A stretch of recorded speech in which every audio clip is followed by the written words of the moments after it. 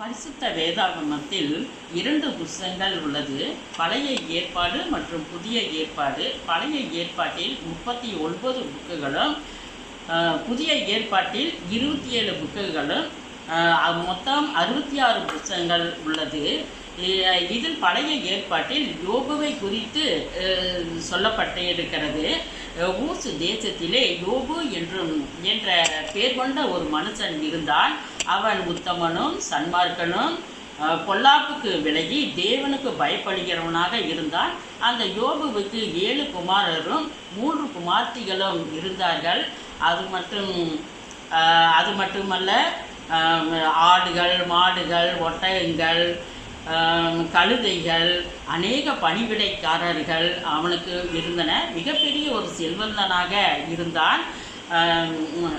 ஊசு தேசத்திலே போய் பார்ப்போமானால் இன்றும் அநேக அவன் வாழ்ந்த 3000-4000 வருடங்களுக்கு முன்பதாகவே இப்படிப்பட்ட மனுஷன் யோபு அந்த தேசத்திலே இருந்தான். அவன் மிகப்பெரிய செல்வந்தனாக இருந்தான் என்று நாம் அங்கு பார்க்கிறோம்.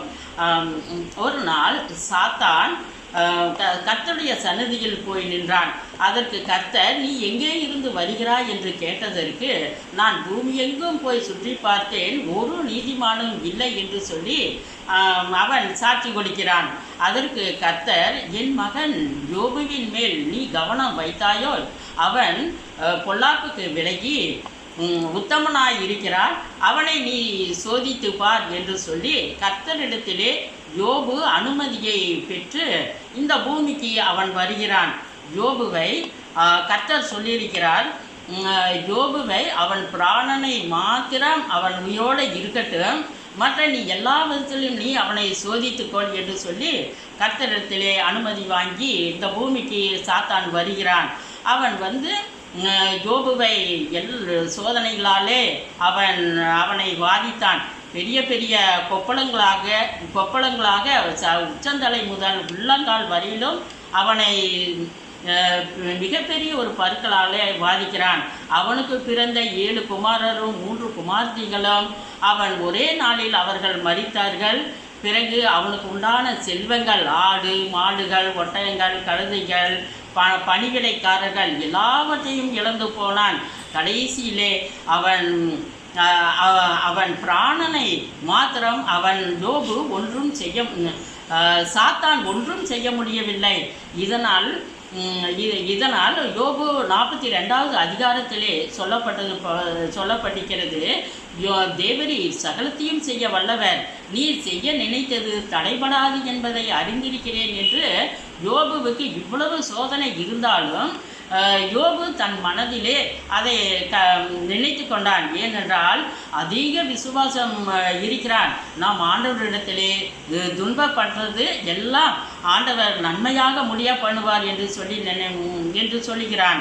யோபுவின் மனைவி அந்த யோபுவின் கஷ்டத்தை பார்த்து மிக பெரிய ஒரு பற்களால் பாதித்த பொழுது கூட அந்த யோபுவின் மனைவி, இவ்வளவு ஒரு துன்பப்படுகிறாயே, நீ தேவனை மறந்து ஜீவனை விடும் என்று சொல்லி ஆண்டவரை தூசிக்கப்படும்படியாக தன் மனைவி சொன்னாள்.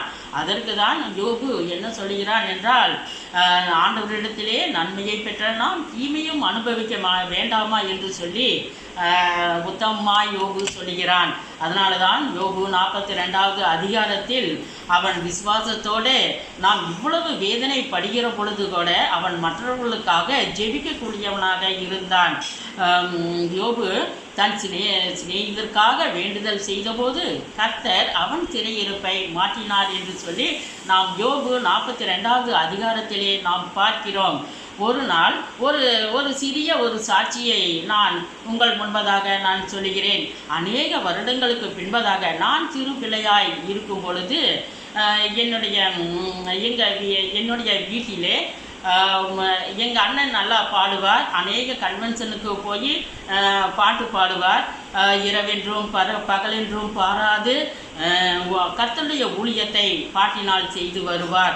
ஒரு நாள் அவரோட ஊழியத்திலே ஈடுபட்டு இருக்கிறவர்கள் என்னுடைய வீட்டிற்கு அவர்கள் வந்தார்கள். அப்பொழுது நான் படித்து கொண்டு இருக்கிறேன். சிறு பிள்ளையாக இருந்தேன். நானும் என் தங்கையும் தான் வீட்டிலே இருந்தோம். என் அண்ணன் ஊழியக்காரர்களை கூட்டிகிட்டு வந்து அங்கே ஒரு மீட்டிங் நடத்தி கொண்டு இருக்கிறார்கள். நானும் என் தங்கையும் என்ன செய்தோம் என்றால், இவர்களுக்கு நாம் மதியம் ஆகாரம் கொடுக்க வேண்டும், நம்ம அப்பாவும் அம்மாவும் வேலைக்கு சென்று விட்டார்கள் என்று சொல்லி வீட்டிலே அரிசியும் சுண்டலும் 2 தான் இருந்தது. மற்றபடி இதை செஞ்சு சாப்பாடு இந்த ஊழியக்காரர்களுக்கு கொடுக்க வேண்டும் என்று வாந்தியினால சாப்பாடு செய்துவிட்டோம். சுண்டல் குழம்பு வைத்து விட்டோம். இனி அதற்கு ஒரு பொரியல் வேண்டும் என்று சொல்லி என் தகப்பனார் என்னுடைய வீட்டிலே நிறையா பப்பாளி மரம் போட்டிருந்தார்கள். அப்பொழுது பப்பாளி மரத்திலே பார்க்கும் பொழுது நிறையா பப்பாளி காய்கள் இருந்தது. அந்த காய்களை பறித்து கொண்டு நானும் என் தங்கச்சியும் அவர்களுக்கு பொரியல் செய்து கொடுத்தோம். அன்று மதியம் ஊழியக்காரர்கள் அனைவரும் சாப்பிட்டு திருப்தி அடைந்தார்கள்.